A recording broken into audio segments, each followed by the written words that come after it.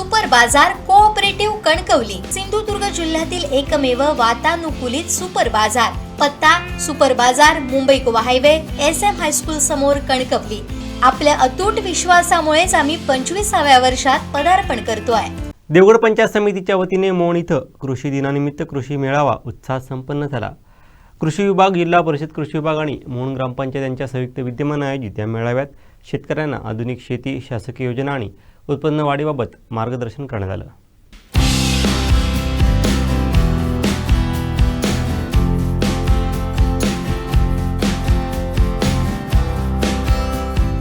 यावेळी शेतकऱ्यांना विविध कृषी योजनांची माहिती देण्यात आली. काजू प्रक्रिया युनिट मंजूर झालेल्या लाभार्थ्यांना मंजुरी पत्रांचं वितरण करण्यात आलं. तसंच मान्यवरांच्या हस्ते सोनचाफ्याचं वृक्षारोपण करण्यात आलं. यावेळी माजी सभापती डॉक्टर अमोल तिल्ली यांचा वाढदिवस साजरा करून डॉक्टर दिनाच्या त्यांना शुभेच्छा देण्यात आल्या. या मेळाव्यात चिप सदस्य, कृषी विभाग खाते अधिकारी व ग्रामस्थ शेतकरी उपस्थित होते.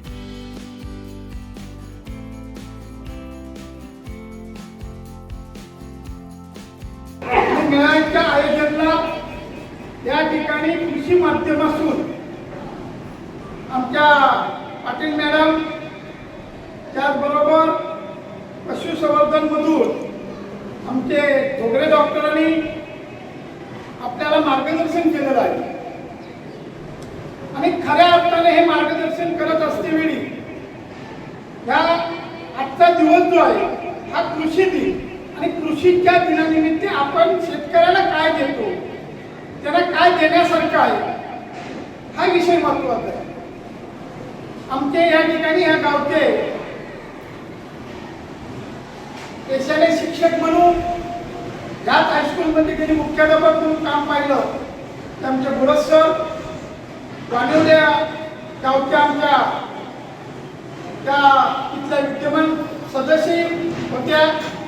आणि त्या कार्लेकर मॅडमनी शेतकऱ्यांच्या बाबतीत ज्या काही सूचना केलेल्या आहेत. आपण ज्यावेळी ज्या पदावर बसतो प्रशासन म्हणून, आणि त्या प्रशासनमध्ये ज्यावेळी आपले आपले अधिकार असतो, आणि त्या अधिकारामध्ये आपण शिक्षण घेऊन आल्यामुळे आपल्याला लोकप्रतिनिधी म्हणून आपल्याला त्यांना काय सांगता येईल की साहेब ह्या योजना आहेत, पण ह्या पलीकडे ह्या योजना आपण करू शकलो, आणि ह्या योजना तुमच्या माध्यमातून जिल्हा परिषद असू दे किंवा पंचायत समिती असू दे, या नाविन्यपूर्ण आपल्याला शेतकऱ्यांना योजना देता येतील. नवीन टेक्नॉलॉजी प्रमाणे कमी खर्चामध्ये जास्त उत्पादन, अशा गोष्टी आपल्याला समोर आणणं गरजेचं आहे.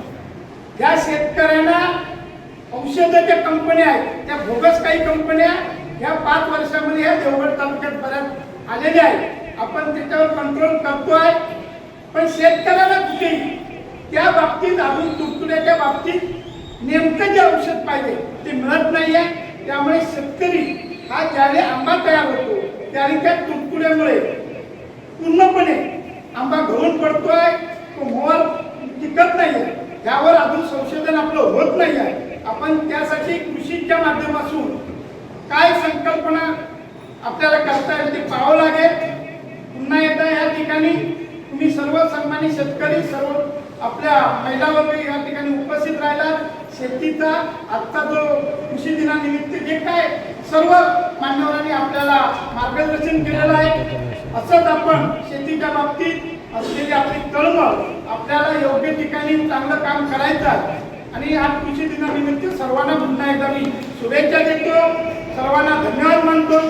सरांनी आता इथे सगळ्यांना म्हणजे ज्या गोष्टी आपल्या देवगड तालुक्यात किंवा शेतकऱ्यांसाठी पाहिजे त्याची मागणी अशी प्रत्येक शेतकऱ्याने करणे गरजेचं आहे. त्यांनी आज एकदम आपला किमती वेळ आपल्यासाठी देऊन सगळ्या गोष्टी आपल्याला त्यांनी दाखवून दिला काय केलं, आपल्या शेतकऱ्यांसाठी काय गरजेचं आहे ते तुम्ही दाखवून आज दिलात, बरोबर चांगलं केलात.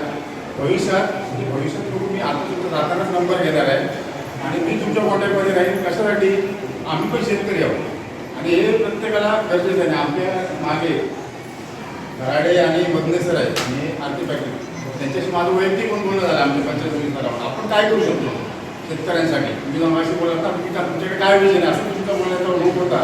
कृषी अधिकारी म्हणून तुम्ही काय सांगू शकता. मी त्यांच्याशी आधीच बोललो आहे, मधने धराडे आरती पाटील मॅडम सभापती साहेब होतेच आपल्याबरोबर, त्यांचं पण म्हणणं आहे आपण काहीतरी शेतकऱ्यांसाठी द्यायचं. नवीन नाविन्यपूर्ण उपक्रमामध्ये देवगड तालुक्याचे शेतकरी जे आता या वातावरण दूषित झाल्यामुळे जे आवाज येत लागले त्यांना त्याच्यातून काहीतरी नक्कीच फायदा होईल. आणि तुम्ही बोला त्याप्रमाणे आता पहिल्यांदा आपल्याकडे हुमले असायचे ते नष्ट करून टाकले, आता तुडतुडा झाला, बोलत होतं ते पण नाही झालं. म्हणजे आता ते आवश्यक आहे परत, म्हणजे आता समजायला लागलं लोकांना पण.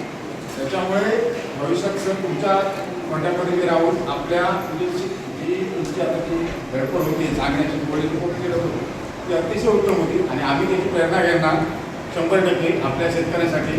आणि भविष्यात जे चांगले उपक्रम असतील ते आम्ही पंचायत समितीच्या मार्फत गणेशजी आम्ही सगळी आमची टीम वर्क पूर्ण जे शेतकऱ्यांसाठी उपयोगी असेल ही गोष्ट ती आम्ही त्याच्यात आणणार.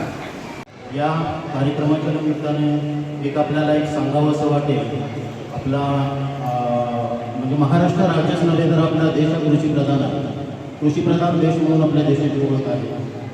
आणि हे करत असताना आपण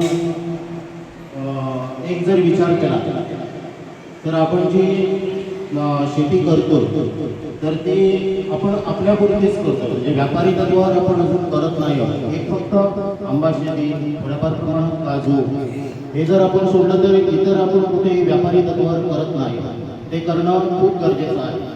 जर आपल्याला सर्वांगीण विकास म्हणजे आपल्या गावाचा, तालुक्याचा, राज्याचा, देशाचा जर आपल्याला शेतीच्या दृष्टिकोनातून विकास करायचा असेल तर आपल्याला ह्या शेतीकडे तरुण वर्गाला वळवावं लागेल.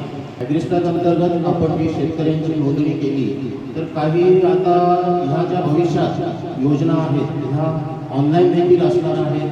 तिथे कुठे कुठे आपल्याला साईटवर जाऊन, पोर्टलला जाऊन ऑनलाईन ती शेतकऱ्यांची नोंदणी करावी लागते. तर त्या दृष्टिकोनातून सुद्धा तुम्ही परिपूर्ण माहिती घेऊन आता ॲग्रिस्टाक अंतर्गत सुद्धा आपल्याला सेल्फ रजिस्ट्रेशन करण्याची सोय उपलब्ध आहे. म्हणजे माहितीप्रमाणे तशी सेल्फ रजिस्ट्रेशन सुद्धा आपल्याला करता येतं. पण बऱ्याच शेतकऱ्यांनी अजून तेही केलेलं नाही आहे. तरी देखील काही आपण CSC सेंटरवर वगैरे जाऊन हे रजिस्ट्रेशन जास्तीत जास्त करावं. कारण भविष्यात जर तुमचं फार्मर आय डी क्रिएट झाला नाही तर मात्र आपल्याला ज्या शेतीविषयक विविध योजना शासनाने येऊ घातलेल्या असतील तर त्या योजनांचा लाभ घेण्यामध्ये आपल्याला अडचण निर्माण होऊ शकते. तर त्या दृष्टिकोनातून आपण जास्तीत जास्त शेतकऱ्यांनी ही फार्मर रजिस्ट्रेशन करून फार्मर आय डी घ्यावा हे देखील आवाहन करतो. आणि आजच्या कृषी दिनानिमित्त सर्व शेतकरी बांधवांना शुभेच्छा व्यक्त करतो.